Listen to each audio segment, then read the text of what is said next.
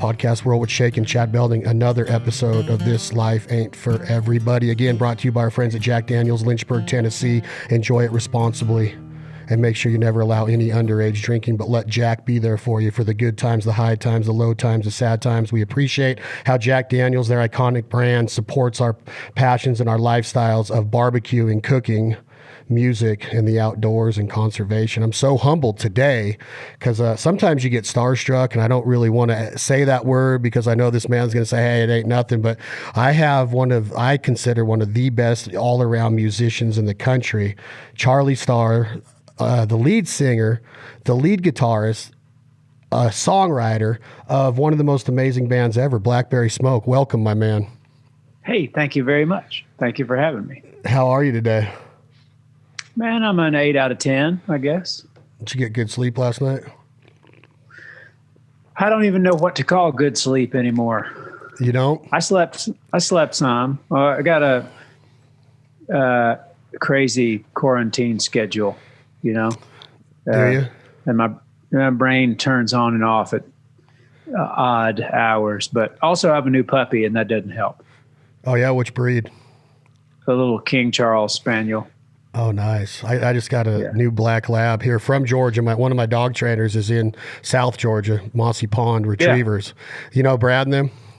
No, but I've heard of them. Yeah, they do awesome work, and they just came out here a couple weeks ago and brought me one of my 3-year-olds back. He's been training like crazy, and he's laying on the floor next to me. His name's Axel, which is named after one of my favorite lead men, front men of all time. And I kind of was going to kick this off, Charlie Starr, by for years I've listened to the song so much, Ain't Much Left of Me, and the way that the song comes in, the way that it's got different levels of the intro. And then when you come in with your very first line, this kind of song is just sticks to me because of kind of what you started off. Like, I'm an 8 out of 10 today, but I listened to this song of like, what were you thinking when you wrote, or what were you and your co-writers and bandmates thinking of your fall from grace and wasn't much to see? Can you explain to me a little bit of what is going on in your mind as the songwriter when the pencil goes to paper? Because that line is like so cool to me, is like, my fall from grace wasn't much to see. And what were you thinking when you dubbed that? Well, I was not far removed from a divorce at that point. So that's exactly what was going on in my brain at the time. And it was, I was young and wild and crazy. And I was just thinking about, when you're in a situation like that and you're married to a girl, and all the people who love her love you because you're together, or at least they are supposed to. But then as soon as you split up, then they all hate you. You know what I mean? And or vice versa.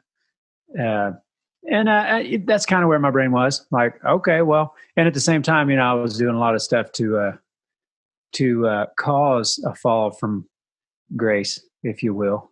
But that's a divorce song from my perspective. I wrote the lyrics with a guy named David Lee Murphy, and I had never met him before. He came into the room in Nashville one day, and co-writing with people that you don't know can be a little strange because you're kind of getting to, like feeling each other out, kind of like what's on his mind and what kind of songs is he thinking about writing, And he said, he grabbed a guitar and he said, well, I got this line. And it was, I've been rained on, rode hard, and put up wet. Dance with the devil till I'm in debt. And he started singing that. And I said, that's the chorus. That's the chorus of a song to me. And then I said, I think that should be the chorus, and the verse should be. And the first thing that popped into my mind was, well, my fall from grace was a sight to see. And then we just kind of put it together really quickly right then. And that was it.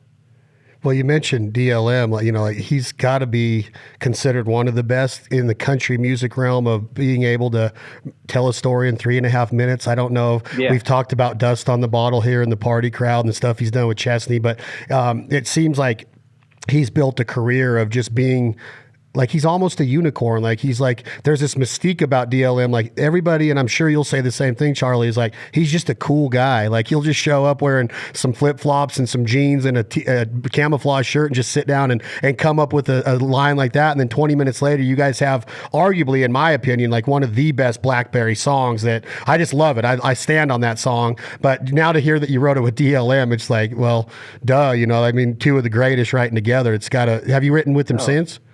No, just that day. I saw him again about 2 or 3 years later at a jam, like a guitar pull kind of thing in Nashville, and we just kind of hung out for a minute. And he said, "Man, that song has really made some people happy, huh?" And I said, "Yeah, it has," and that was it.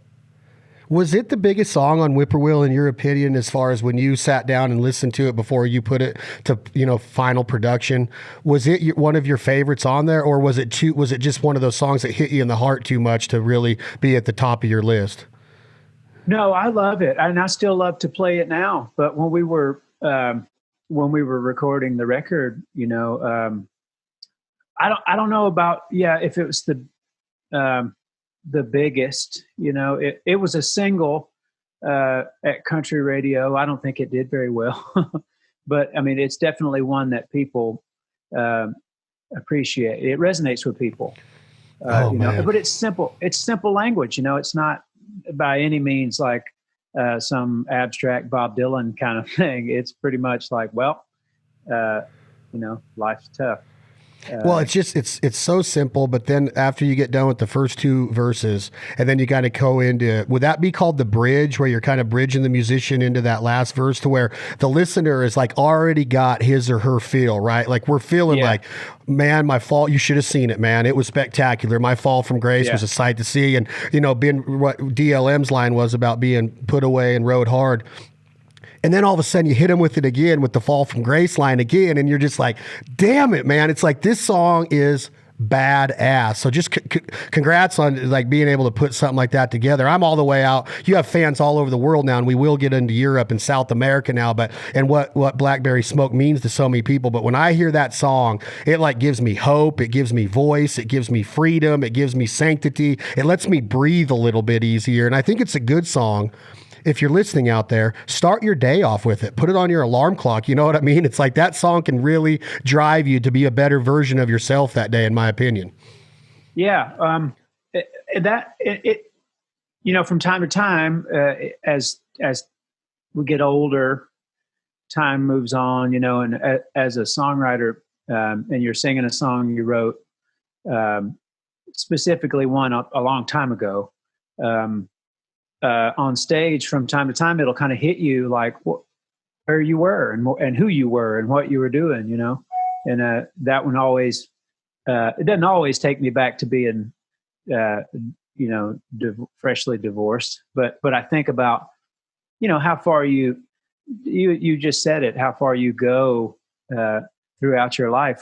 You know, good times, bad times, in between times, boring times. But some of those things are like, whoa, I can't believe that I got pulled over and I had an 8-ball of Coke in the car and I had no driver's license and no insurance and, you know, that kind of thing. You're like, wow, I made it through that. And I'm better for it on the other side. Could I say that on the air? I don't know. No, you can say whatever you want. I think transparency is everything in life, as far as what happens as like the Charlie Starr today is what maybe you were 10 years ago, right? Like I feel it. I'm 45 years old and I've made mistakes to where I look back at it and like always have the mindset of like, life is about learning from that. Right. And I always tell people, Charlie Starr, that I lean on music to get me through a lot of that, because I think songwriting is such a special craft that needs to be so respected and put on a like pedestal in our country because of what music has done. And not just the deliverer of the song, not just the badass band that you guys are and the percussion and everything that you guys stand for, but the lyrics and putting the lyrics out front.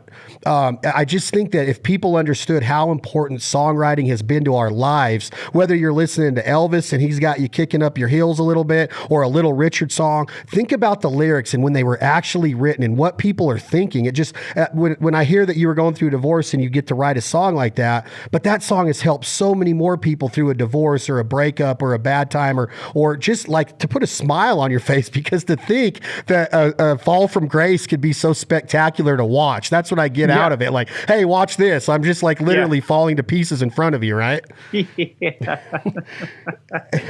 It's what I get out of it, man. And I just love the way, and when I listened to it today before my workout, I was like, I really get to talk to Charlie Starr today. And I don't mean to say like, wow. I'm just telling you, man, I think that you were like here where I brought up Axl. Yeah. Slash to me, since I started listening to Guns N' Roses in about 87, when I was 12 years old, 13 years old, 87 Appetite came out, and I've just always been wowed by him. And I would guess if I was a betting man, I would say without asking you that you have a huge amount of respect for their musicianship and what Slash means to rock and roll and his passion and delivery, right? So, but he has a support system, and so do you. You have a great band, but he's not coming on the mic after he rips a Sweet Child of Mine riff or a Locomotive riff or a Coma riff or something, or the Godfather theme, and then it starts singing. You're doing all of that after you write the song. You're doing all of that lead in with the guitar and the lead guitar. And I know you have support, and I know that you're going to acknowledge your bandmates, which they should be, because you guys are genius. But then you sing. And you're delivering the song like Axl would after Slash plays all the riffs. This doesn't happen very often in American music or rock and roll, does it? Oh, I think it does. I mean, really? There have been a lot of, guitar player, singer, songwriter guys, down through the years. Lowell George from Little Feat, and Billy Gibbons, and I've always been, I didn't start out as a singer. When I went back, you mentioned it right then, 87, Guns N' Roses changed the landscape. I remember being in the 8th grade, and the popular stuff then coming from the, into the late 80s. A lot of it was pretty plastic, a lot of hairspray, a lot of pointy guitars. And I remember seeing Welcome to the Jungle on MTV and being like, okay, that's different. That's real. And like even the guitar solo on that song, you could sing it. And all these other bands, it was all about how many notes they could play, which, that's kind of cool sometimes. But Slash would like immediately was giving you the meat and potatoes. Like this is a Les Paul through a Marshall, and we got this great band and this singer's screaming his ass off. But I was like, that's real. And I couldn't get enough. Me and my buddies wore that cassette out.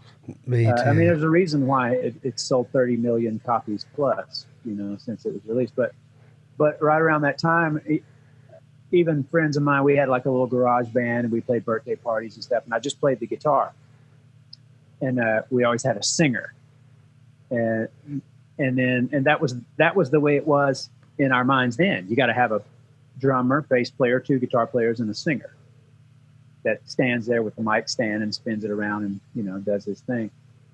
And then after dealing with singers up until I was about 19 years old, dealing with crazy lead singers, I finally was like, screw it, man, I'll try. These dudes that, we're all kids, but it seemed very stressful to me then. What did I know? I didn't even have bills to pay yet, but that's when I was like the drummer in the band, he was like, why don't you just sing? Forget him, he's not going to show up. And so that started it. There it was like out of necessity. It's like, all right, we got a gig and the singer ain't coming, I'll sing. So one thing that I can say that I agree on with Charlie Starr, or that we both agree on, is that my friend in California a couple months ago made a comment, and he said, Guns N' Roses was one of the best hair bands of all time. And I stopped him right there, and I said, no, they're not a hair band. They're not Poison. They're not Warrant. They're not what we're describing in the 80s. Now, there was some stuff in the 80s that was like the Quiet Riots and the Aussies going on, and in some like Skid Row, Sebastian Bach came in there late in the 80s that was killer. But as far as like being ahead of their time, they were on a different level of musicianship. Is that fair to say that we agree on that?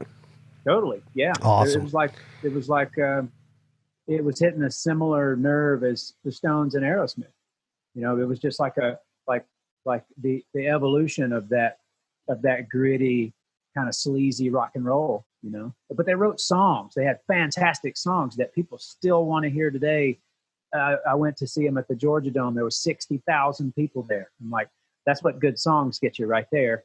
Is 60,000 people wanting to sing back after like a 20-year layoff. Could you imagine Blackberry breaking up for 20 years and then coming back together and then just selling out every arena in the world that like GNR did the last 3.5 years?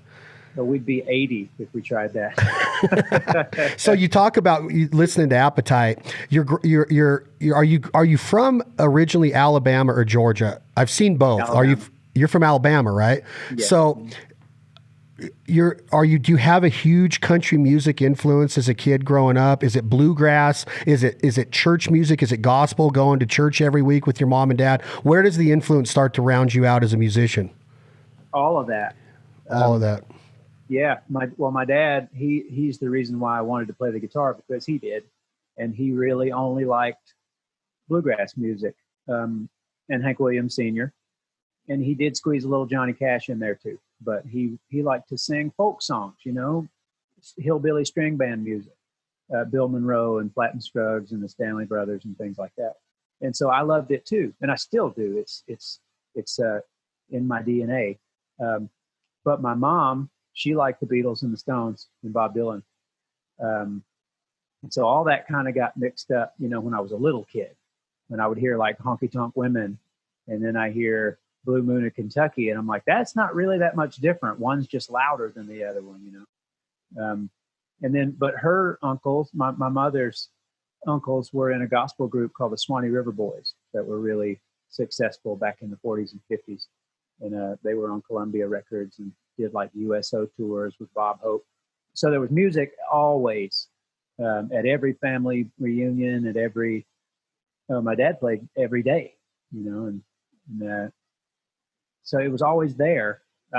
He would definitely prefer to pick up his guitar and sing "Your Cheating Heart" to me than he would take me out and throw the baseball. Wow, that's cool. It was in him too, you know. Is it kind of like that where you're at home with mom one day and she's like, you're listening to a badass Stones record, and then all of a sudden mom leaves and goes out shopping, and now you're with dad, and now you're hitting back on the true country music and the strings and the picking and the bluegrass. But then me and you're about the same age, I would assume, if you were in 8th grade when Appetite came out. Are you also like sneaking away and listening to like Come On Feel the Noise and Iron Maiden albums and listen to Bruce and do his thing and getting influenced by everything that's happening in this it was before the hair bands really started, but there was like that mixture of Rat. It was like right before Rat and Twisted Sister really hit it big. That's when I really got into rock and roll. So are you getting that too, that 80s influence at the same time? Yeah, totally. I got that from my sister. She's 4 years older than I am. And she, you know, I was at that age where I was just starting to really form my own opinion about what music what music really touched me, you know. The radio was really important too then. Local rock and roll radio from Columbus, Georgia, Rock 103. They played cool stuff. But my sister, she was just starting to date, and her boyfriend, he loved Rat and Van Halen and AC/DC and Sammy Hagar and Y&T and Quiet Riot and Ozzy. And so I'd hear all that, and I'm like, wow, that's really exciting, especially the Van Halen. But then I met a couple of older guys that they had electric guitars, which I didn't have. I had a little cheap acoustic, you know, and they were playing Zeppelin and Sabbath riffs like in front of me. So that was really, I'm like, oh, damn. Okay. Wow. Look at that. That's how you do that. So that year, like 1984, 1985 was massive. It was like, okay, I know what I'm going to do for the rest of my life right now. God, that's so awesome. And let me ask you this about that time, Charlie Starr. Did you get? I had this this experience of that same time where I was like, I remember getting my first Mental Health cassette at Kmart. My dad, he didn't know that there was a song on there called "Love's a Bitch." He didn't think they cussed. D. Snyder didn't cuss in his albums, but my first concert ever was T.S. opened for Iron Maiden in Reno, Nevada at the Lawler Event Center, and Pops took me. I'm like 10 or 11 in 1986, and D comes out and every other word is the F word. And I'm looking at my dad going, oh gosh, and he just keeps looking at me, right? Because my dad was old school. I couldn't say a cuss word in front of my mom until my dad passed away. You know, it killed me, but my dad passed away in 2006 and I could finally say like maybe a little bit of and I still don't really curse around my mom, but yeah. Bruce Dickerson comes out and he comes out with Eddie and 666 is the number of the beast. And my dad said, we're out of here. But at the same time, at the same time, Charlie, I was getting influenced by this band called Dio. And they were different to me than what was happening with the Rats and the Quiet Rights. Rodney James had like this Charlie Starr, and I wanted to talk to you about this. He had this rawness to him like you do, like just an unreal voice. It was very, very hard for me to depict or to analyze their lyrics. A lot of them had a lot of different meanings to me, but I got into that band Dio big time, Last in Line, Holy Diver, and I just would rock it. My cousin Eric, that graduated from Auburn in Alabama, he's from Colorado but lives in Alabama now. He got me into Dio. Did you get into them, and were they different than what you were experiencing with like David Lee Roth and Sammy and that mix up? I didn't then because it wasn't allowed in my house. Because I lived with my mom, my sister and I did. Our mom and dad were divorced, and so she had custody really for the week, and then we spent weekends with Pops. But no, and my mom wouldn't allow anything that looked evil like that. So I remember my sister brought home Kiss Alive 2, and it's the cover, you know, Gene Simmons has got the blood coming out of his mouth. That went in the trash. Pyromania, Def Leppard, she brought that home, and my mom was going through, Southern people might know what I'm talking about when the Baptist side of her really got fired up, and that was a weird time. Like people were blaming everything on rock and roll. You know, there were like teen suicide, a lot of problems thanks to, you know, like Judas Priest records and things like that. But my mom had like a record burning in the front yard, and I remember I thought it was very ironic that she was burning Pyromania right there in the front yard. But other stuff she would kind of let slide. Like the Van Halen didn't bother her. I think she liked it. I think that she, well, like against her better judgment, coming from a Baptist point of view, she's like, well, this is actually damn good, so I'm going to let this go. But it's a funny story too, man. Me and my best friend were riding our BMX bikes, and there was a little place called Crow Hop. It was basically a dirt road with a big mud hole in the middle of it, and that's where all the teenage kids would go with there were three-wheelers back then. I don't think four-wheelers had come around yet, but three-wheelers and trucks and motorcycles, and they'd go mud riding. And pretty much any day of the week, you could go down there and you could find some carnage. Like there'd be a truck on its roof, or an abandoned three-wheeler, or, you know, stuff that we could pilfer through and find looking for money or weed or, you know, a beer that wasn't open. Or so we go, and sure enough, there's a truck on its top flipped over. I think it was a little Toyota, one of those little old 70s Toyotas, but it had been converted to like four-wheel drive, had like big motors on it. And there was some stuff spilled out, just left on the ground. There was a cooler and some empty cans and bottles. And then there was a little pile of cassettes in the mud. And so I saw those, and I went over, and like they had been in one of those little black Zip-Up containers full of cassettes. And I picked one up and rubbed the mud off, and it said Hank Williams Jr., The Pressure Is On. So I stuck that in my pocket. I picked up another one and rubbed the mud off of it, and it said Aerosmith Rocks. So I stuck that one in my pocket. I didn't really know that much about either one of them at that point. I was about 11. And I got home, and I put the Hank Jr. in, and I was like, okay, well, I can dig that. You know, that's country music. And I put the Aerosmith in, And Back in the Saddle was the first song that I heard. And I didn't really know who they were then, because that was about a year before they sort of had a resurgence with Run DMC when Walk This Way re-released Walk This Way. Yeah. Anyway, that's neither here nor there, but that was pretty cool day. No, I think it's almost my same mindset. I remember going through stores, almost like I had a type A personality back then, like I still do. And I collected baseball cards like they were going out of style. Had to have every Bo Jackson card, had to have every George Brett card, if I had one, I had to have them all. But I was like that way with cassettes. I would get so enamored by going into the old record sales. We had Tower Records. We had Marabelli's records and tapes. I remember being in we called it the dungeon because it was so dark in there. And they had the tapestries hanging from the ceiling, lights hitting them just right. And you'd see Wasp, and then Blackie Lawless would be on a poster. And I'd see Rodney James Dio, and I'd see, all of these rock stars. And I would get the Hit Parader magazines and the Circus magazines. And I never learned how to play musical instrument, which really disturbs me today. I've taken drum lessons, and I have promised myself, Charlie, that when I'm done with this part of my career, I really want to become at least a little bit proficient on the skins. But music was everything to me. Like if I wasn't playing baseball or fishing or hunting with Dad, I was listening to music, or at least trying to figure out where. I remember staying up late at night on Friday nights before MTV, before we had any cable. They had Friday night videos, and I couldn't wait for Friday night videos to come on. So I was kind of that same way. I would pick up a cassette and I'd be like, oh man, I'm listening to this. And I wish one day I hope that we get to meet and you could see my cassette collection, because I'm really proud of the bootlegs. Like when I would travel to Europe or Italy with Mom and Dad, I would go and I would find all the rock and roll stores, all the underground stores, to get a shirt that barely fit me because the European sizing was off, so I'd have to get a different deal. And then I would get all those little the cardboard sleeves with the single cassettes, and I would collect them. G&R had the robot on it, the Night Train one, and Van Halen and Sammy, I Can't Drive 55. And I just started collecting all of these cassettes. And that's going into my next thought with you, Charlie, is consumption of music now. Can you imagine if we did not get to experience what we're talking about, going into Marabelli's and flipping through the albums, which you can in a recycled record? There is a resurgence of vinyl right now, which I'm thanking my lucky stars.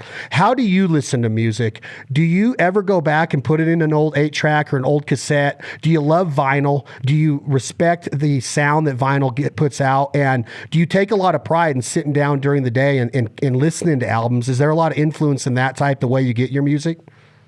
Yeah, it's vinyl all day, every day here at this house. Oh, cool.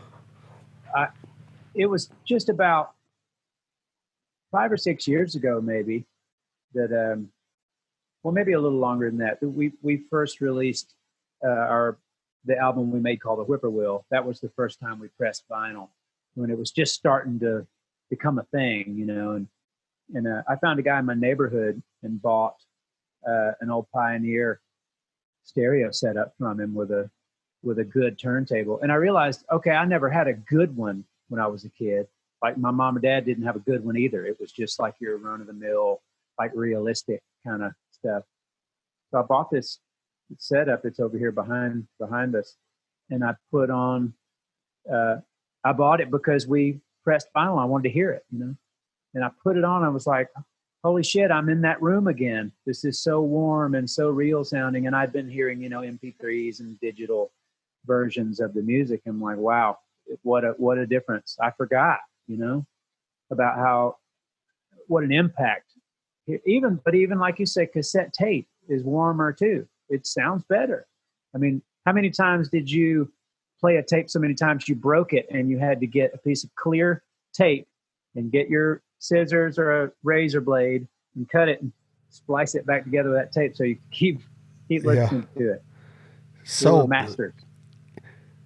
Yeah, I just think that whole way that we got to do that is so meaningful. And I think that, it's been documented, obviously. I'm not reinventing the wheel here, but just going into a record store and to see them all gone now, it kind of hurts a little bit to know that people, I know evolution's everything, and I know that you can't be ignorant and you have to evolve. You have to do it in music to keep your livelihood and your revenue going. We get it.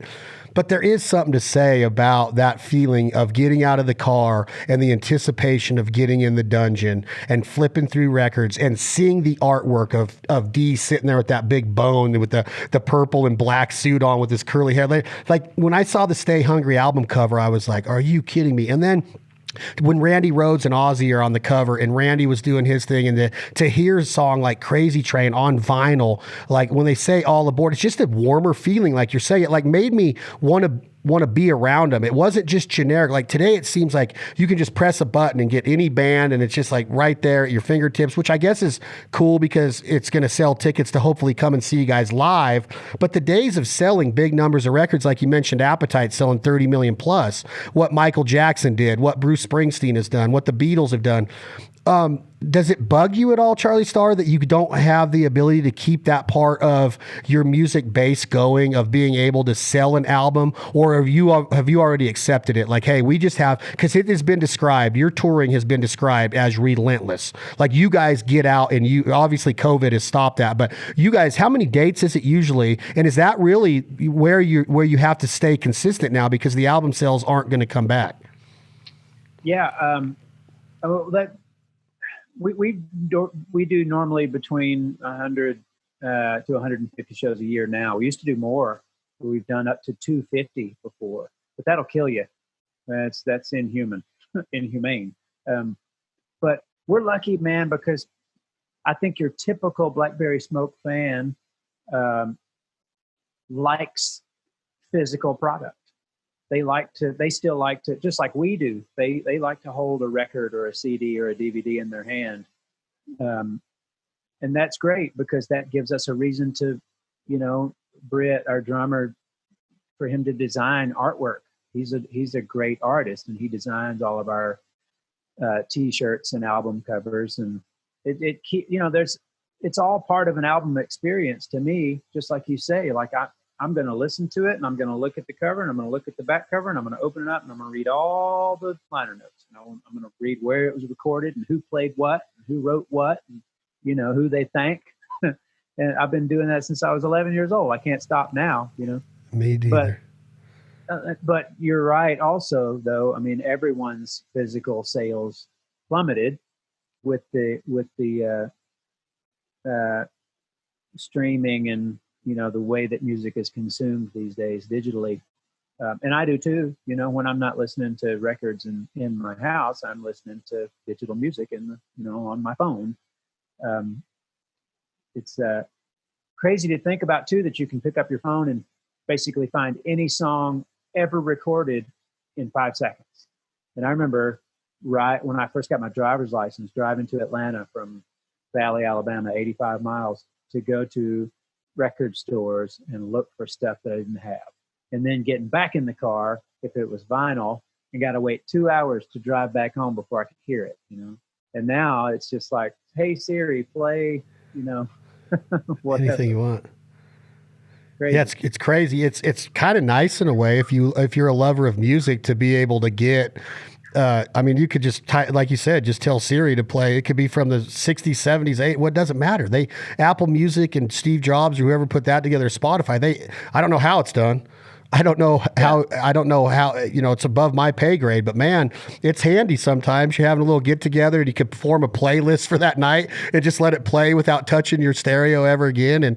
And when you think about some of the comments you just said, Charlie, about the radio and being able to turn on the country radio or the rock radio 103, I think you said in Atlanta when you were growing up. I had KOZZ, the rocks, and I had K-Bull, the country, and I had 97.3 K-Wins for the pop, and then you had the 9 at 9 where you'd sit up and try to win a contest. And there's still a little bit of that going on. But with the Blackberry Smoke career, you guys have had debut albums at #1 on Billboard charts. You've had singles out there that went and charted. You've had #1 singles in the UK and Europe, but not a lot of radio support. You have a great relationship with Outlaw Country on Sirius XM. My whole stance is that the world needs Blackberry Smoke. The world deserves to hear Blackberry Smoke.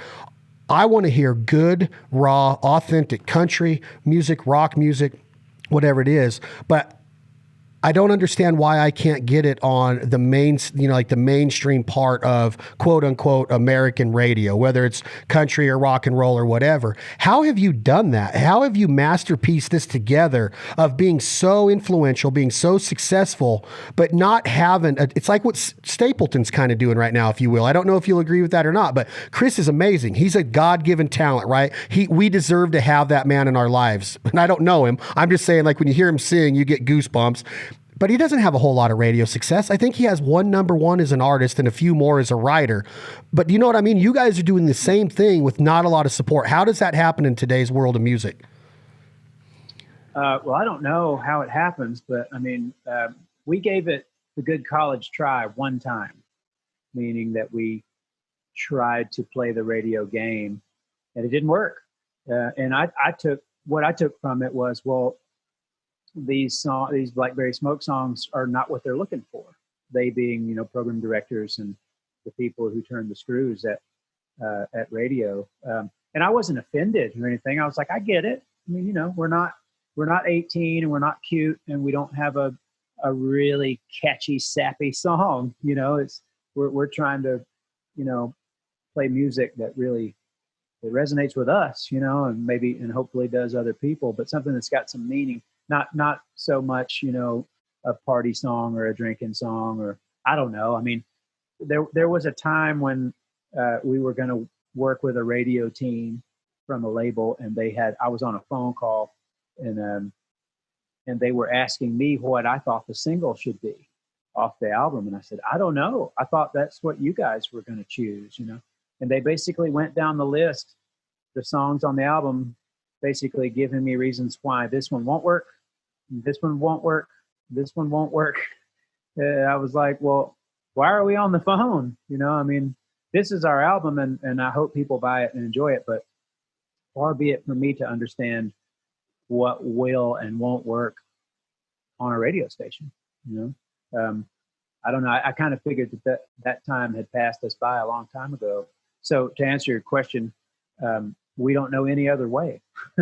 We just, it really is pretty simple. We just record records and put them out and then tour, and that's it. I guess my devil's advocate statement, Charlie Starr, would be, well, you guys sell out show after show. You have a huge cult following all over the world. Radio is about making money. People want to hear Blackberry Smoke records and songs.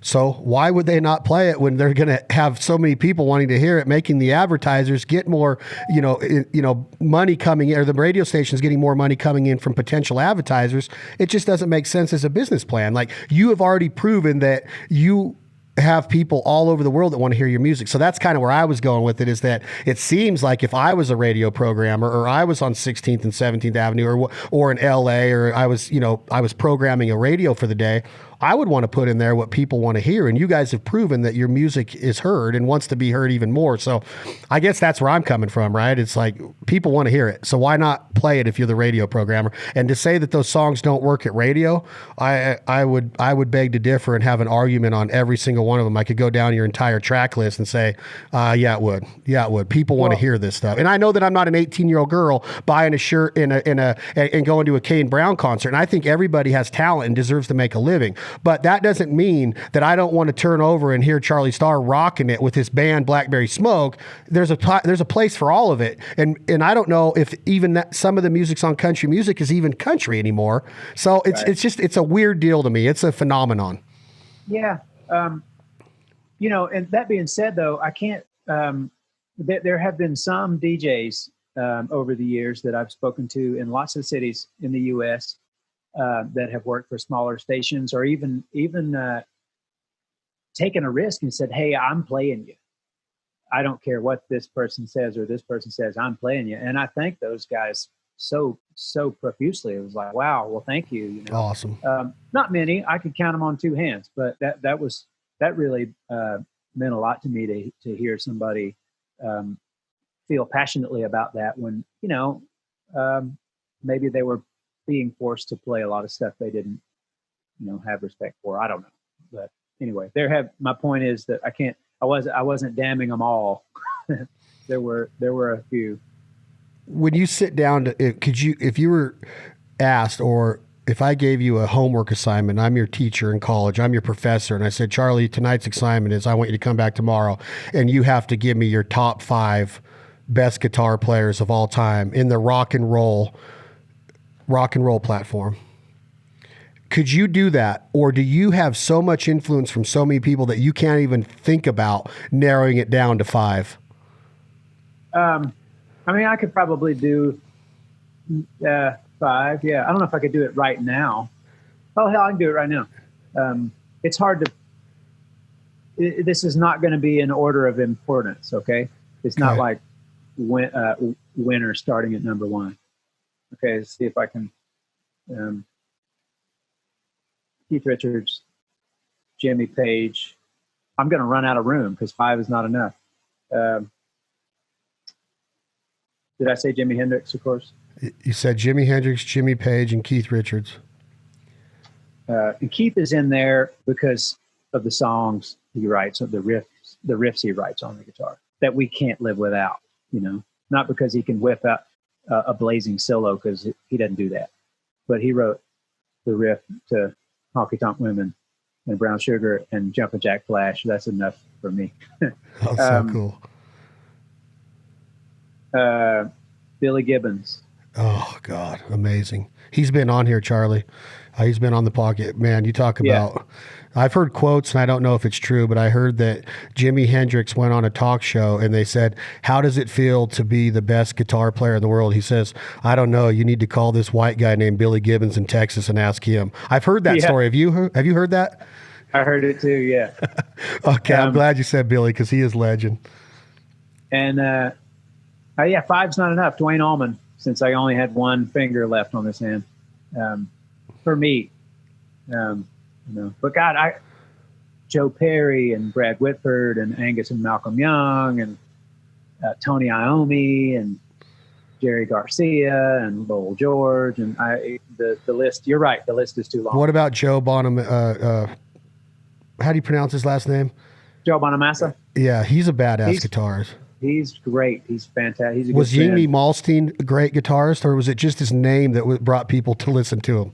No, he's great. I mean, his ability is uncanny. I never got into him because it's almost like math. He's playing so fast, you know. I mean, he was playing in all those classical modes, you know, which is really deep musically. But I tell you what's funny, when I was 11 or 12, the two rock and roll guitar players that topped the heap in my age group then were Eddie Van Halen and Randy Rhoads. And you kind of had to choose if you were an Eddie guy or a Randy guy.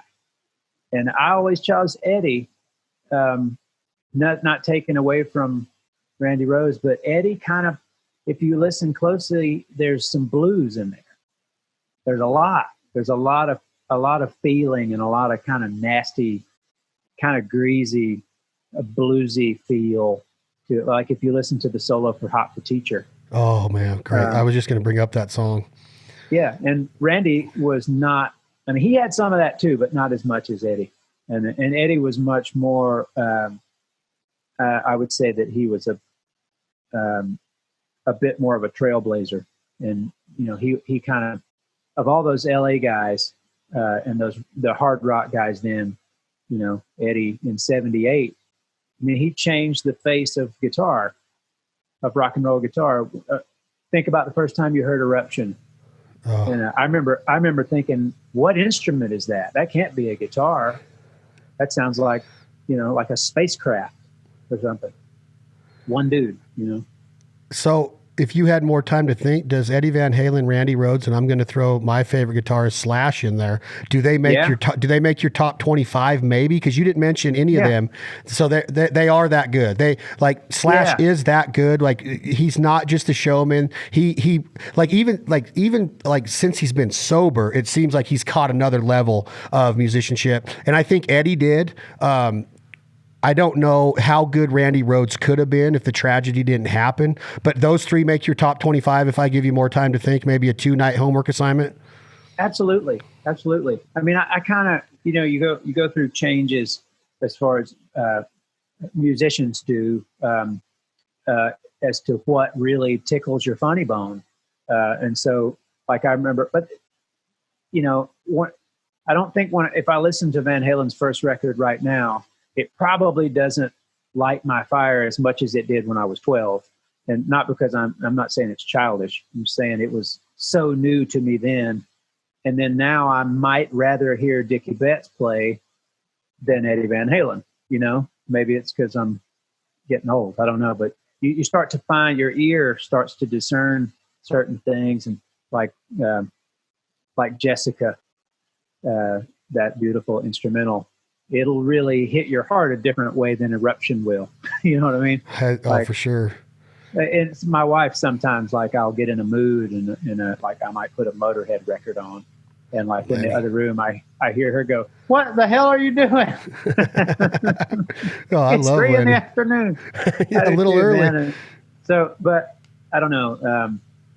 I just love it all, man. I love the guitar. Can't get enough of it. Does Clapton make the list? And yeah. Was he Cream? Were you a Cream guy with Clapton's guitar playing, or do you like his acoustical stuff, or is it all just awesome to you? Because he is pretty awesome. He is pretty special. He is. I mean, he was one of the guys that got. He had it rough in the '80s. There was some pretty cheesy music that he made, but even before Cream, he made a record with John Mayall's Blues Breakers. It was a British blues band, and he changed the face of rock and roll guitar with that record. It's the record that made all those guys back then want a Les Paul and a Marshall. And the guitar tone on it might seem primitive to a person who is into, you know, newer music now. They might be like, "Oh, that sounds quaint," you know. But back then, it was unheard of. The guitar was kind of nasty and breaking up, you know.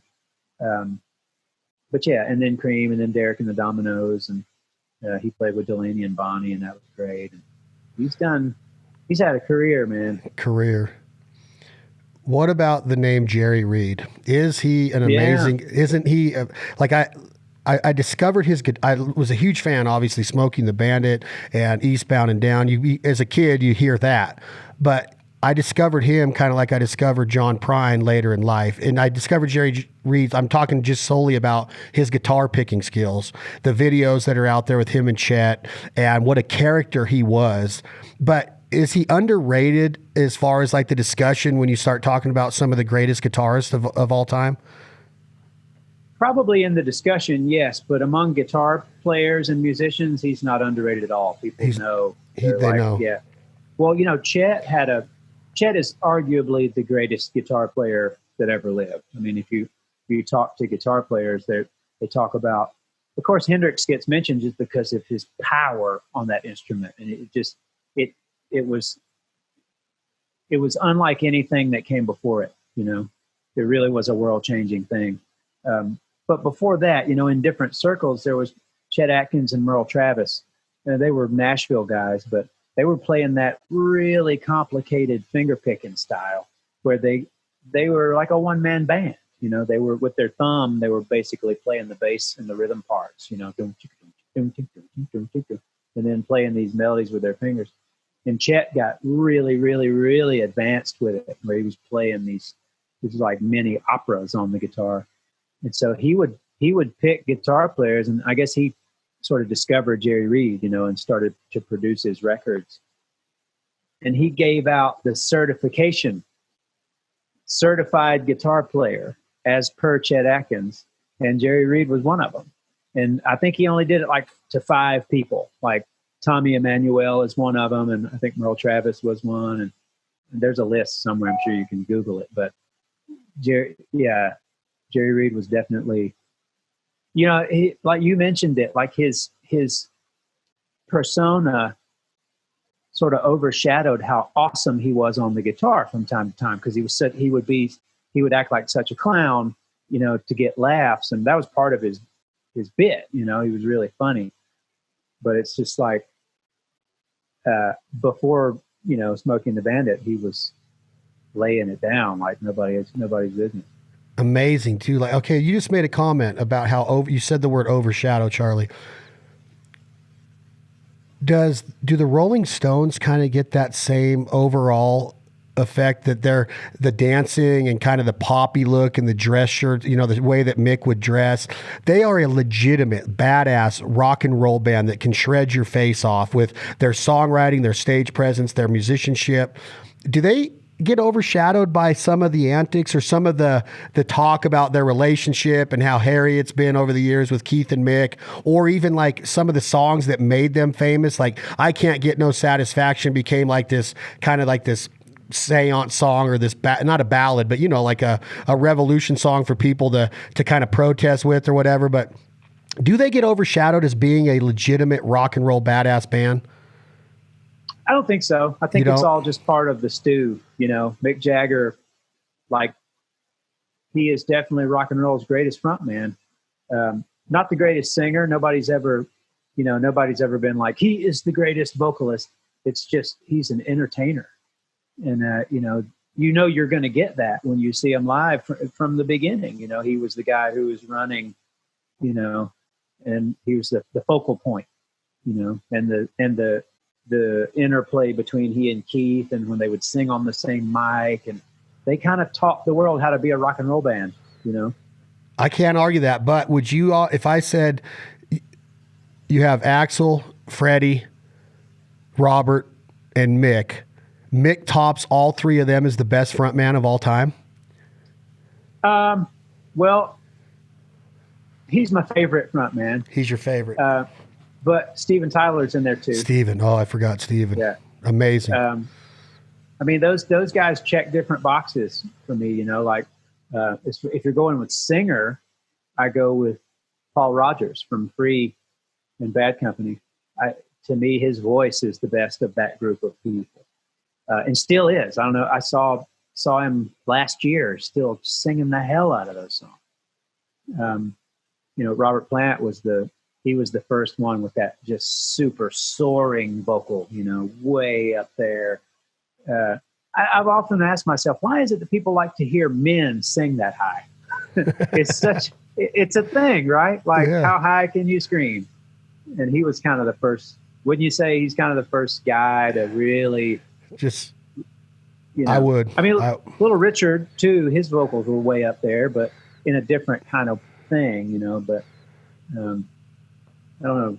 There's just, and Freddie was just like a trumpet. His voice was like a trumpet. You know, just unbelievable. Describe that to me. I've never heard a voice referred to as like a Louis Armstrong trumpet, like the instrument. Yeah, just this like sharp, not sharp meaning out of tune, but like this really sharp. It was like a sword. It cut you. Like it cut through you. The power of his voice, yeah, much more so than like Robert Plant could.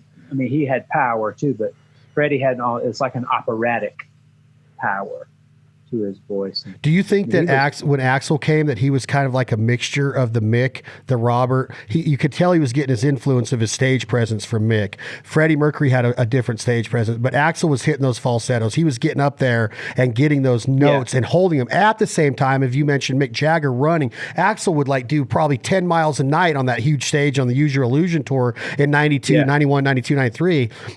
I keep going to Axl just because I just see him like that guy that was like the mixture of all those, but he held it together. Like he kept rock and roll alive. I know the Mighty Met got huge, right? Metallica got big, but like to me, Hetfield wasn't Axl, but right. It was like that mystique of Guns N' Roses kept rock and roll alive for me in a lot of ways. Even though that you had the Stones, but the Appetite and then the Illusion records, and then they were gone. And I just got left begging for more. So I don't know where you stand on it, but I keep bringing him back just because to me, he was like the guy that glued it all together for me through my years. Yeah. You know, I remember listening to that, you know, to Appetite for Destruction and thinking, well, you know, he's got that Brian Johnson kind of falsetto gritty thing, but I was like, but it's a little bit different, and his phrasing became a cultural phenomenon with all the I and all that. Those are Axlisms. Nobody else did them. Because he brought that to the table, you know, for that band, and people started to mimic him everywhere. like the whole, and his dance. But then like my buddies and I, we were young, we were listening to it. We didn't know that much about rock singing, and making records. And I remember I'm listening to it, and I hear It's So Easy, and I'm like, is that him singing too? Or is that another dude in the band? Because he's singing down so low, And then later you're like, yeah, that's him. He's got a range like 5 octaves from here to here, still does. But he always had that, like, to me, there was something that, like those guys that sing the falsetto, like him and the singer for Cinderella, Tom Keeper, amazing. And Brian Johnson. And they all have a little bit different, like, fingerprint on that falsetto. Because, if you're singing falsetto, you're not really hearing, it's hard to emote if you're singing that way. You're not getting as much. If you're singing it from your gut, like Bon Scott, you hear a little more of that person. Like, yeah, that sounds like him speaking, Yeah. But when you're doing the falsetto, you're not hearing that. You're hearing something different. But with Axl, you do. You hear a real fingerprint. Like, that's him. It's got a little different kind of tone to it.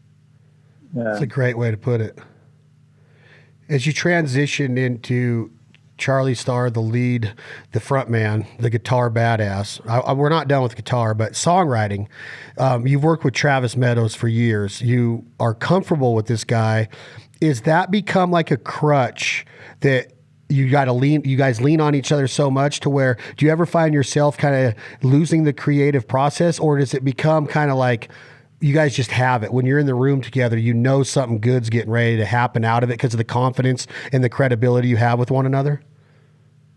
No, I mean, we don't write together that often. We generally, I'll kind of, just speaking for myself, I'll start an idea, and sometimes they just kind of speak to me. They'll go, I need to call Travis. This is right up his alley. And it's really enjoyable because I don't co-write with a lot of people. It's not easy to me. I don't know. Some people do it for a living. I got friends that's what they do every day, is go have writing appointments all day long. It just is a little awkward to me. I've never been very good at it, but Travis has always made me very comfortable. I hope I make him comfortable as well, but we never spend that much time on a song. We don't, beat ourselves to death over it. If we get stuck, we just we'll talk about this later, we'll move on. But he's easy, and it's easy working with him. And we've written some songs together I'm pretty proud of. We think alike, I think, but good dude, man. I trust him implicitly. I can tell. Do you think that when you talk about that you find it difficult and that it's not easy to co-write, is because Brent Cobb told me, I want to talk about Brent Cobb because I know that you work with him on, and I think you're about to, from some rumors I may have heard, don't know if it's true or not, but maybe you can let the cat out of the bag to me. But he says the same thing, kind of, that he's just got this direction to where a lot of people, when they're in there, don't understand that it's not just like, well, I got this idea, let's all think about it and start putting some words together. He already kind of knows where he's going to navigate this song. And I would think that would be intimidating to a lot of people to even try to sit down and try to mess with that. Intimidating might be the wrong word, but maybe challenging, like you said, like it would probably be tough. So is that kind of how you are? You already have this direction that this song's going to go, and you don't want to go get a bunch of paint thrown at the empty canvas on it? It can be that way. I think songs are it's crazy. There's no one way to do it. They come in all different times of day, or in all different shapes and sizes, and they I think what I meant to say earlier was to go, hey, you know what, let's write a song, and to sit down and then go, like, what are we going to write about? Sometimes that's tough for me. It's like, this doesn't feel inspired to me, you know what I mean? I don't have an idea right now. And you don't want to be the dude who says that, because that's tough. Brent and I just wrote one actually a few weeks ago. It was a really cool tune, that was something that, and it was like what we're doing now, FaceTime, Zoom. I don't know. It can just happen any kind of way. You're right. It could be like, I don't want another opinion on this. I got it, you know? And usually that's what songwriters do. You're like, I'm writing this song and it goes like this, and this is it. You know, I don't need another opinion or another take on it. But then there are times where you can. I got a buddy, Keith Nelson. He was in that band Buck Cherry for years and years and years, and he and I've written a bunch of songs together over the last couple of years. And he basically will call and be like, "I got this guitar riff. It goes like this, na na na," and I'll go, "Oh, I know what that needs," you know. And it's like, okay, when we start, and yeah. So I guess I'm full of shit because it can work any way that you. No, I don't think you are. I think, by the way, I think Buck Cherry, they could go down as being one of the most dangerous bands of all time. Like that band was on level 10 of freaking partying. Like, well, why does Brent Cobb get to write with Charlie Starr? Is there a mutual respect there? Do you listen to what he would do with Dave, which we'll talk about Dave a little bit more later? Do you have a huge amount of respect for him and what he's done in his style, his personality, his individuality? Why does he get an opportunity to write with Charlie Starr when you don't do it with many folks? Oh, well, I wouldn't, I don't know if I put it that way, but I definitely respect him to the utmost, love his records and love his songs, love his songwriting. And it just was one of those things where we know one another, you know, and it was one of these downtime quarantine things. He's like, "Let's write a song." I'm like, "Okay." And he's like, "I got this idea. It goes like this." I'm like, "Okay." So it was, you know, it is what it is kind of thing. But so what comes out of it? Does Blackberry put it on an album, or do you guys decide that right away? Does it go on his next album, or how is that structured after you and Brent Cobb write a song together? Or do you put it out to a publishing and see if somebody else cuts it? I don't know. We actually did it right as we were finishing recording what will be our new Blackberry Smoke album. So we wrote it after that was already done. So I don't know. I don't know if we'll record it also, or if he will, or we'll see. You know. That's so cool to hear you say that because I when I sit down and listen to Shine on Rainy Day or Digging Holes or some of the, you know, just everything he's written, even the new Keep 'Em on Their Toes. I love it. To me, he's on a different level. Like his song, the way that he puts words together, and like what you said, what was the thing that you termed with the axleisms? What would that, like the I? What is that called? Well, yeah, axleism. Well, Brent has Brentisms to me. Like he does. Does he really? Like that's what I was asking. He's like, doesn't he have like this? He's got a canny way of drawing you into his story, right? Yeah, very unique delivery. I had not heard of him before the Shine on Rainy Day, and somebody sent it to me. Was that 5 years ago? Yeah, maybe? I'd say 4 or 5. Yeah, because after that he had Providence Canyon, and now he's got the new one coming out. And I put it on, and like within the first 10 seconds, it was like, I love this. I don't need to listen. If I didn't hear another note, I can tell you without a doubt, I love this dude. Do you remember what song it was? Was it Digging Holes that came on? Digging Holes. Well, I ought to be working in a coal. When he says that, you're just like, where's he going with this? And then every verse, and then he switches up and goes to the railroad because he's leaving town. And then all of a sudden he ends it by saying he's better off a ghost and he wants to be working in a graveyard. Like that's crazy songwriting to me. Yeah. So intelligent. And his voice too. His voice it's real. He's not faking it. He's not putting on any kind of, you know what I mean? That's him. And it's just so easy to spot that, you know, it's just like, he's just being Brent. It's what he does. Are these rumors that I heard, Charlie, and I'm not going to say who told him, I can tell you off camera. Are you going to be working with him and some folks in Georgia coming up here pretty soon on an album or writing some songs? That's the rumor. We'll keep it at that then, huh? Because when I heard that, I was like, man, that's going to be freaking bad to the bone if it happens. I don't know if it will or not, Yeah. but you guys are getting ready this year before COVID hits. You were going to have, was it going to be your first headlining amphitheater tour, like 15,000 seat amphitheaters? Is this what we were talking about? Or what were y'all getting ready to do before COVID hit for summer of 2020? I don't know if it was that big, but we were going to do some amphitheaters. It was going to be called the Spirit of the South Tour. And basically, it was going to be like a little traveling festival. That's kind of what I likened it to.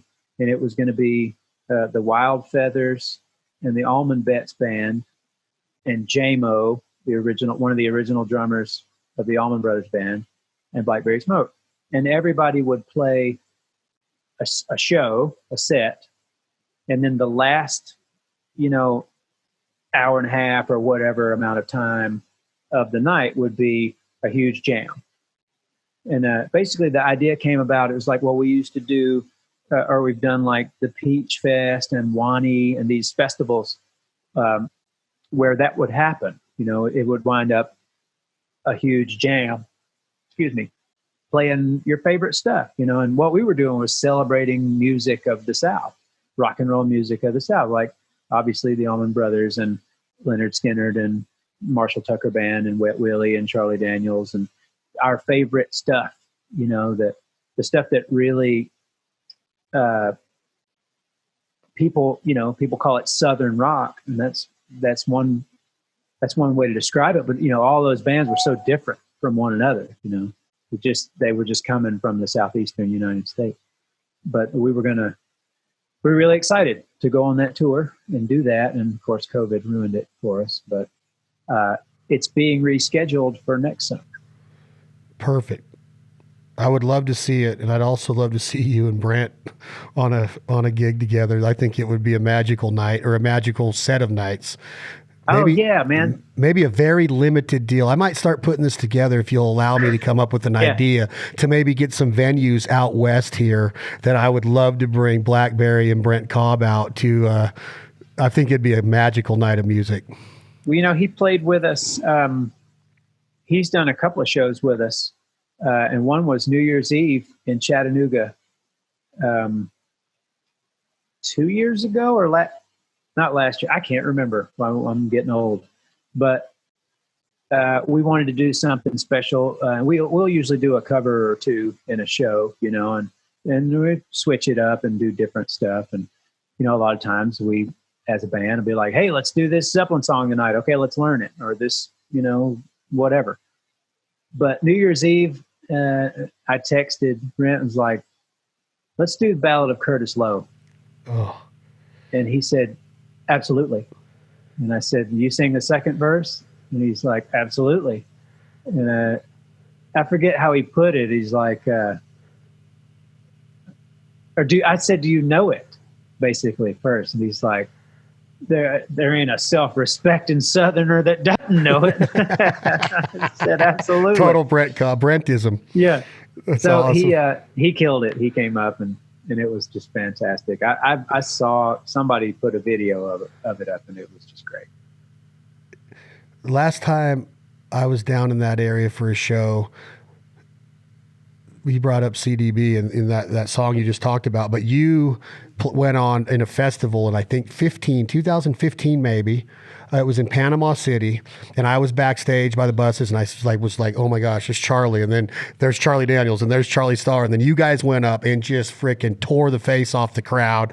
And I remember I was standing there. I was with Drake White at the time. Drake was played right before you, and you gave a shout out to Drake. But then Charlie came up, and you were you paid homage to him before you left the stage, like, hey, and it almost gave me like the feeling of like, do people really understand how important Charlie Daniels was to Southern rock? He became a Nashville guy, or at the Opry, and playing the fiddle, and Devil Went Down to Georgia became huge on country radio. He was on the Urban Cowboy movie with John Travolta and Mickey Gilley, but he literally was a Southern rock guy, right? He was very influential in that way. And that night you said that, and I'm like, really? Like that? And then he just came on and he sat there with this fiddle. It was when Charlie was sitting down a bunch, and later, like a few years after that, he started standing again before he passed.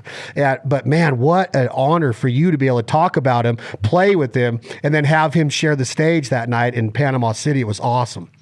I don't know if you remember that or not. I do.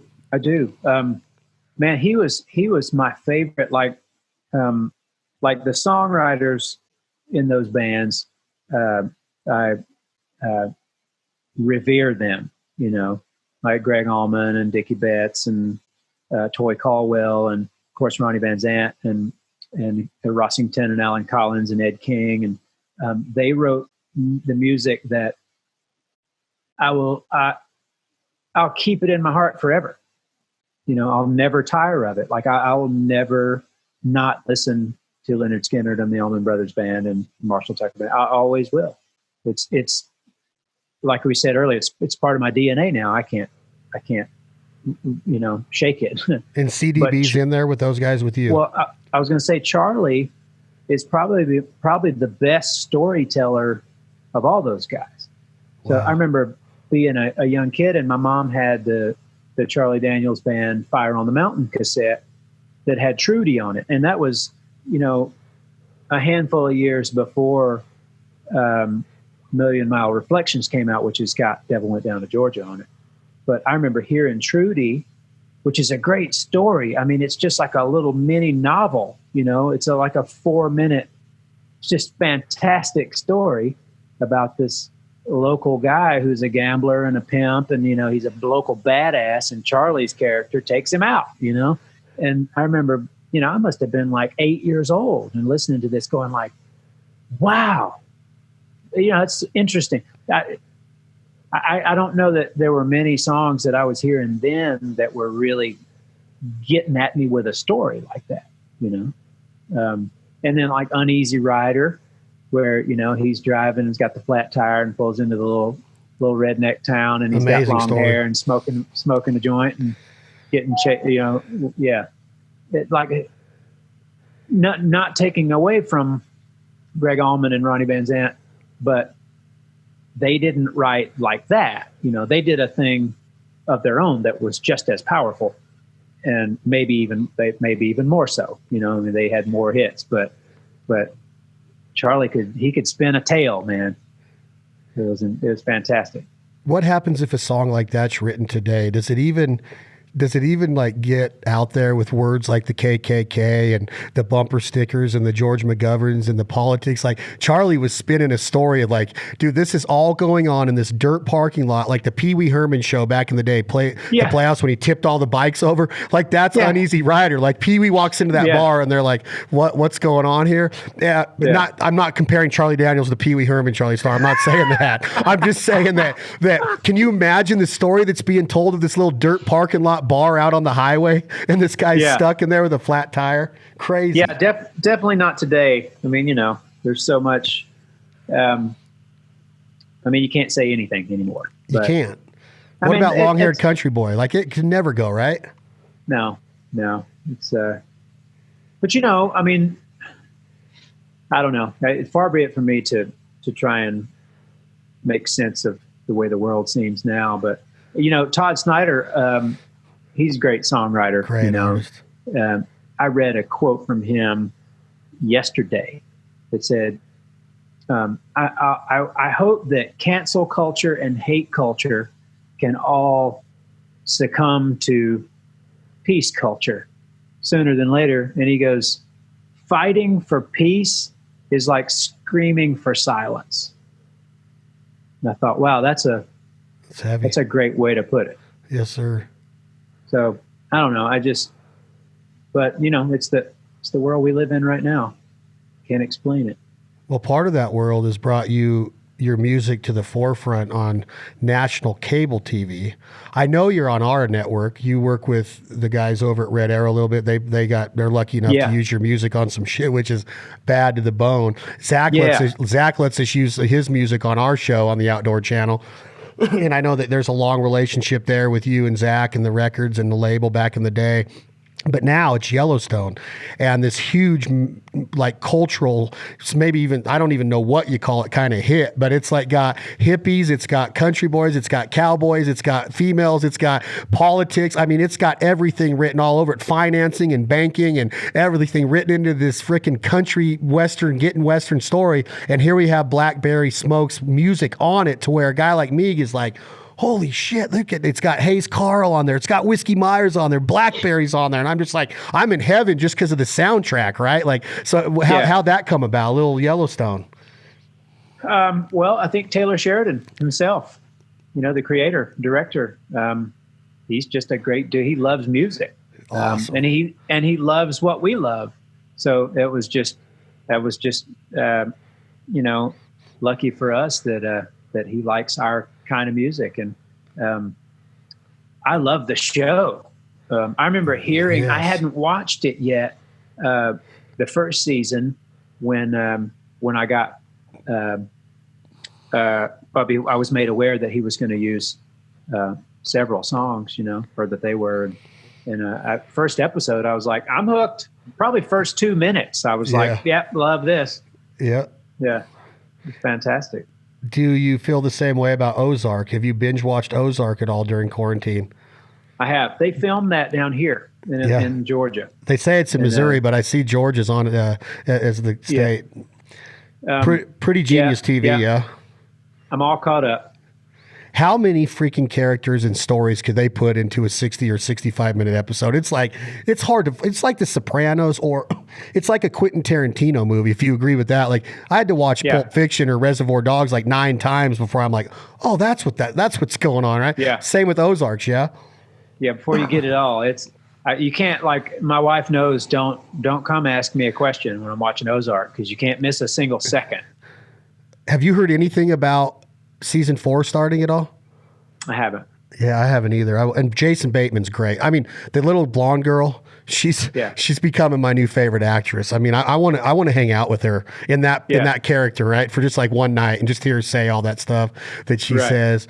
Man, I appreciate you coming on here. I guess I could talk to you until I'm blue in the face about influences and music and where you got it, but you've taken it to a different level, man. You guys have a following that just eats and breathes and bleeds Blackberry Smoke. And that's got to, like, when you lay down at night and how long it took to get there and the dreams becoming a reality, that there are so many people that want the music, not just here anymore. You guys, this relationship with the UK and Europe, like, you're always there now. You went to South America.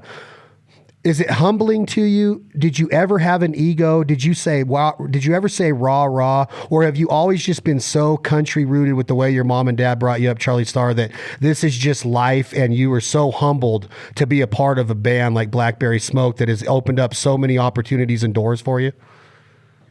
Well, I mean, it's a humbling experience to me every night to go out and play for people who paid their hard-earned money to come and listen to and watch you play these songs.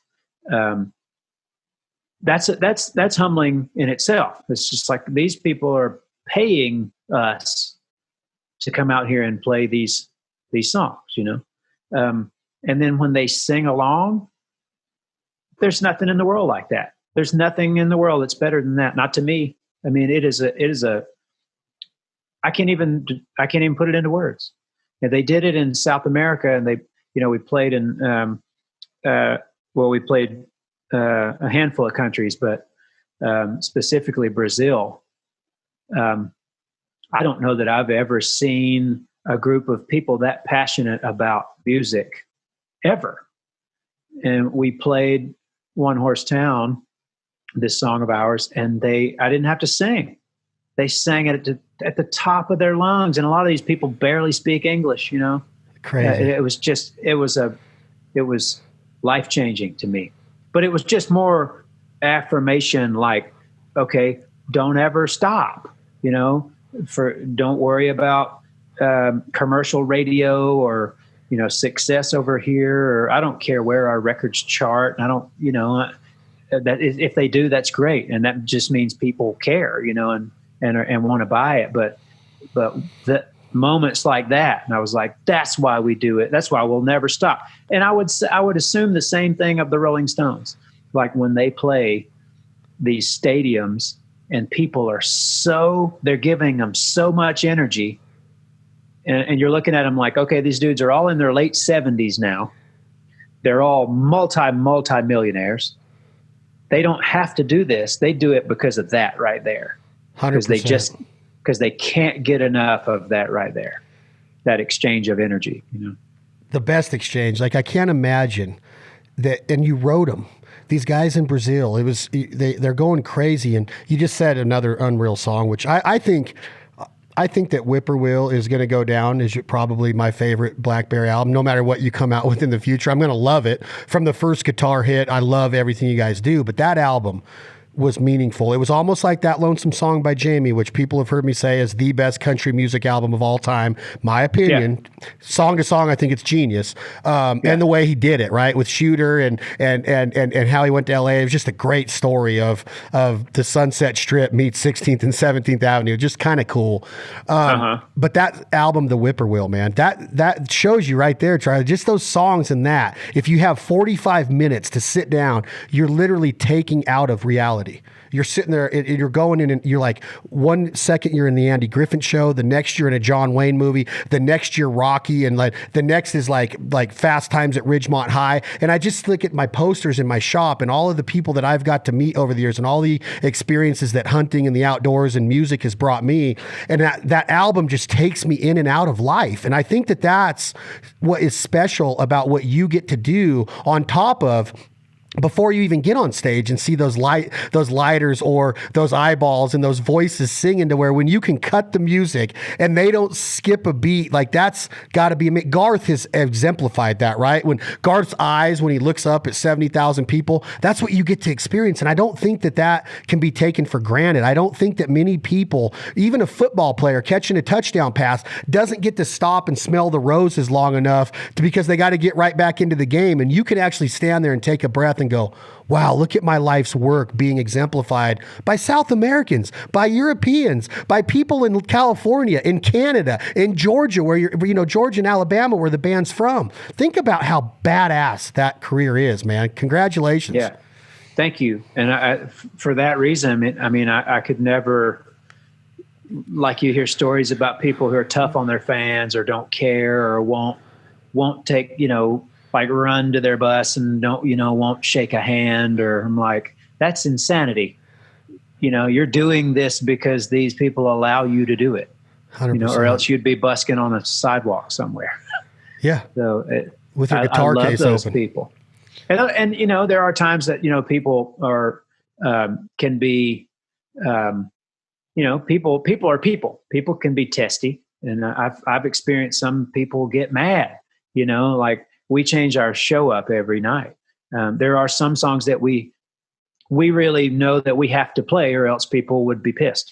So we do play those. But there are others that, some won't be in the set list for a while because we're moving them in and out, And I get people sometimes that get pretty pissed off and be like, why don't you ever play this song anymore? I'm like, we will. We're just working it.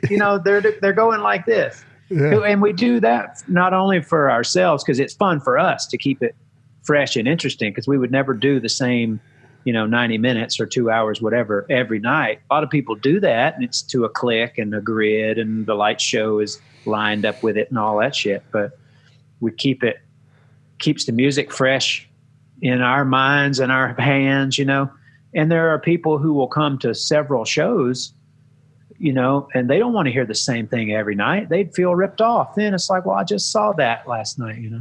But anyway, there is that dude hit me up the other day, and it's like, he's like, it's crazy that y'all never play Leave a Scar anymore. And I'm like, well, we just did actually, like March the 8th.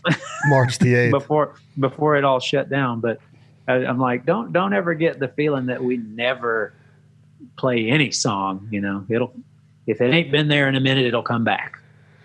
I think it's kind of cool that you could do 90 minutes, 2 hours, and not play the same songs from the night before. It's almost like a George Strait deal. You know how many people get pissed going to George with 62 number one country hits or whatever, right? Like, Blackberry has so many songs that mean so much to people off your albums. They're like, irritated that you didn't play it that night. To me, that's even a cooler compounding feeling of like, well, just, come see us tomorrow and we might hit you up with that one. That's got to be a badass thing too. So what's next, Charlie? Well, you mentioned a new album. When can we expect it? What can we expect with it? And are you proud of it? Are you excited to get it out there? Is it different than the last Blackberry Smoke albums? What can we expect with it? It is a little different. To me, they all sound a little different. And that's what we kind of go for, is we wouldn't want to make the same record over and over. Like if we made a record like the Whippoorwill every time, people would eventually go, can you do something a little, can you shake it up a little bit? That being said, there's no rapping on it. It's rock and roll songs. There's a couple of big surprises on it that I'm really excited for people to hear. But in guests. There's some guest surprise kind of thing. But it's a rock and roll record, Awesome. It's much like, there is one thing to me that our records all have in common, is they're varied. When you're listening, you might get a big heavy rock and roll song, and then you get a kind of a honky tonk song, or you might get a funky song, or you might get a really sad song, or a really slow song, or like an acoustic kind of thing, like Ain't Got the Blues, or there's a lot of variety. And the same with this new one. But Dave Cobb produced it. Oh, that's what I was going to ask. And I love it, man. I'm excited. It's a big rock and roll record. It's hard to beat him as a producer right now. This album's going to be Grammy nominated. These are my calls. Grammy nominated, winner of the Grammy for Americana Rock, or it should be bigger than Americana, but that's an awesome, just to establish that and to have a chance. I just think that when I heard that Dave was doing it, and having your guys' talent and the lyrics out front, because that's a big deal in Blackberry songs. The lyrics mean everything to me personally. I can't wait to hear it. I know it's going to go Grammy nominated. Yesterday, I sat in my pool, and I don't mean a pool. It's more like a trough. But I listened to the Whippoorwill, and I followed it. I was in and out of Blackberry and the Black Crowes. And there's so much similarity to me of hearing them sing songs and the way you sing songs. They are an incredible band that went away, and now I heard they might be getting back together. They did. I don't know if you know those guys, but that day yesterday, Charlie, of those songs going in and out, I was on cloud nine. And I'm not kissing your ass. I was literally sitting there with a Bud Light seltzer, because I'm a cowboy, and I was sitting there going, listen to these freaking songs, man. And I couldn't pick my favorites anymore. I was just like, God, it's just so good to hear. And those two bands right there, if anybody wants to do themselves a favor, go kick in just the Blackberry Smoke and Black Crowes and mix them in and out, and listen to what happens with Robinson's and Charlie Starr and your guys'. I don't know if you've ever done that, but it's worth your time if you haven't. And I know you probably get tired of hearing your own songs. I hope you don't. But that day yesterday was special to me, hearing those albums in and out of each other. Oh, well, thanks, man. Those dudes are great. They're what a legendary catalog they have. Legendary. It's fantastic.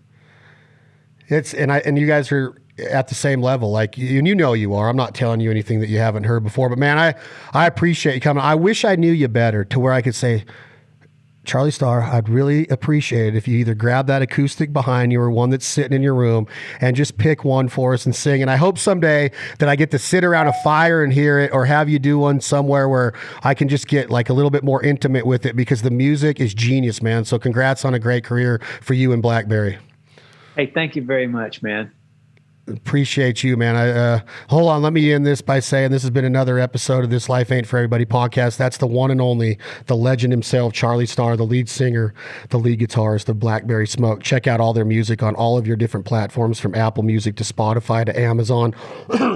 They will make your day better. Put it in your ears ASAP. Tom, hit that button. Thank you all so much for subscribing, downloading the podcast, and please continue to support the partners and sponsors that support us, just like Jack Daniels. Enjoy it responsibly. Never allowed underage drinking. I'm Chad Belding. Until next time, this is going to be, I don't know if we can go out with a Blackberry song, Charlie Starr. Are we allowed to? Is it a publishing deal? Can you give me permission to use a certain song that I can play us out with?